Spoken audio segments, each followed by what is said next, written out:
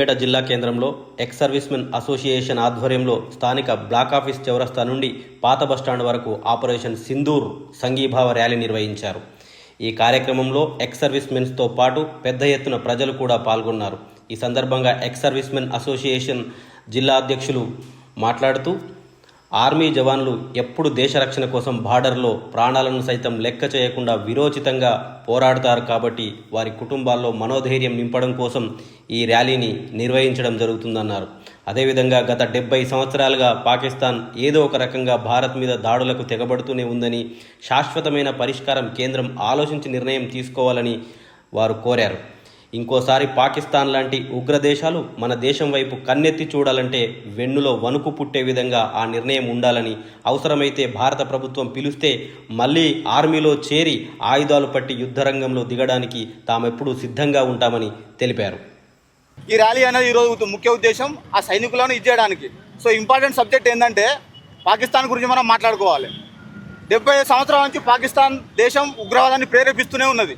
బయట ప్రపంచ దేశాలకేమో మేము మా దేశంలో మా ఉగ్రవాదులు లేరని చెప్పి ప్రచారం చేసుకుంటూ ఒసామా బిన్ లాడెన్ 26/11 అమెరికా ఎవరైతే దాడి చేశారో అలాంటి ఒసామా బిన్ లాడెన్ అబోటాబాద్లో షెల్టర్ ఇచ్చింది. ఉగ్రవాదులు అసలు ఇప్పుడు ఉగ్రవాద ఏదైతే సంస్థలు ఉన్నాయో జైషే మహమ్మద్, లష్కరే తోయిబా లాంటి, మసూద్ అజర్ లాంటి వాళ్ళకి ఇప్పుడు కూడా షెల్టర్లు ఇస్తుంది. వాళ్ళు కూడా మన దేశంలో కంటిన్యూగా పార్లమెంట్ అటాకు, ముంబై అటాకు, ఆ తర్వాత పుల్వామా అటాకు, ఇప్పుడు పహల్గామ్ అటాకు, ఇలాంటి దాడులన్నిటికీ వాళ్ళు మాస్టర్ మైండ్లు పాకిస్తాన్లోనే ఉన్నారు. వాళ్ళు పాకిస్తాన్ ఆక్యుపైడ్ కాశ్మీర్లోనే వాళ్ళు ఉన్నారు. దానికి పాకిస్తాన్ ఆర్మీ, పాకిస్తాన్ ప్రభుత్వం వాళ్ళకు మద్దతు తెలుపుతుంది.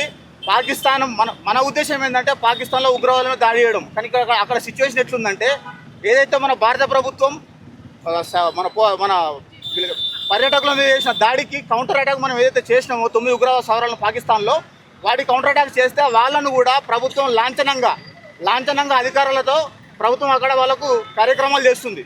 అంటే వాళ్ళని టెర్రరిస్టులను కూడా ఒక పెద్ద వీర సైనికులాగా, పాకిస్తాన్ సైనికులాగా వాళ్ళు అక్కడ ట్రీట్ చేస్తున్నారు.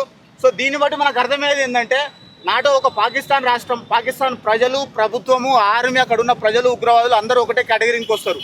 వాళ్ళందరూ ఉగ్రవాదులు కిందనే మనం లెక్క పెట్టాలి. ఎందుకంటే 70 సంవత్సరాల నుంచి మనం చూస్తున్నాం కాశ్మీర్ ఆక్యుపై చేసుకోవడానికి వాళ్ళు ఎన్నో ప్రయత్నాలు చేశారు. 1947-48 వార్ కానీ, 1961 కానీ, 1971 కానీ, 62 కానీ, ఆ తర్వాత 1918 కార్గిల్ వార్ కానీ, లేటెస్ట్గా మనం చేసిన సరిగ్గా స్ట్రైక్ కానీ, ఇలాంటి ఎన్నో మనం చేసినా కూడా పాకిస్తాన్ అనేది వాళ్ళ పద్ధతి మార్చుకోవడం లేదు. ఆ ఉగ్రవాదానికి వాళ్ళు షెల్టర్ ఇస్తుంది. ప్రపంచ దేశాలకేమో మేము శాంతి ఇచ్చేస్తున్నామని చెప్పి వాళ్ళు ప్రచారం చేస్తూ ఉగ్రవాదాలకు షెల్టర్ ఇచ్చుకుంటూ మన భారతదేశంలో దాడులకు వాళ్ళు పాకిస్తాన్ని ప్రేరేపిస్తున్నారు. ముఖ్యంగా ఆర్మీ ఏదైతే అక్కడ ప్రభుత్వం, ఆర్మీ అంతా కలిపే ఈ ప్లాన్ చేస్తున్నారు. కాబట్టి ఇలాంటి దాడులను భారతదేశం సహించదు. భారత త్రివిధ దళాలు ఎప్పటికీ సహించదు, తిప్పికొడతాయి.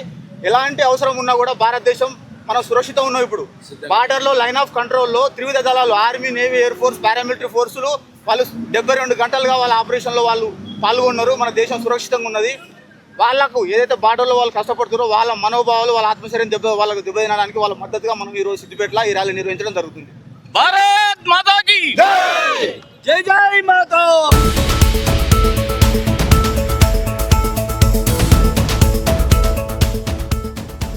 మీరు చూస్తున్నది Z4 news. Question for justice.